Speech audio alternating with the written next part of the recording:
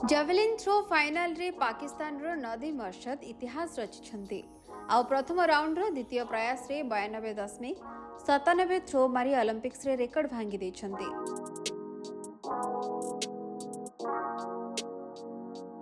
यह पूर्व ओलंपिक्स रे ही रेकर्ड थोर किल्सेन एंड्रियस को नारे थिला, जे 2008 रे बेजिंग ओलंपिक्स रे 90.57 मीटर थ्रो मारिथिले।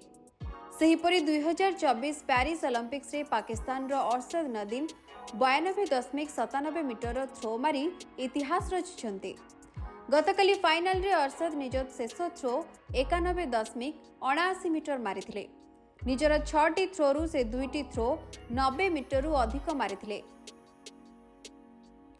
पाकिस्तान रे यह प्रथम थर होइछि जे ओलंपिक्स रे व्यक्तिगत भावे कोनोसी खेलाड़ी स्वर्ण पदक जीतिछि।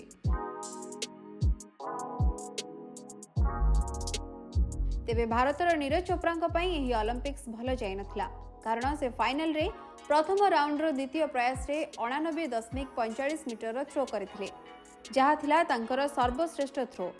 एहा परे से 6टी थ्रोरू 5टी फाउल होइथिले आ सिल्वर मेडल जीतिथिले।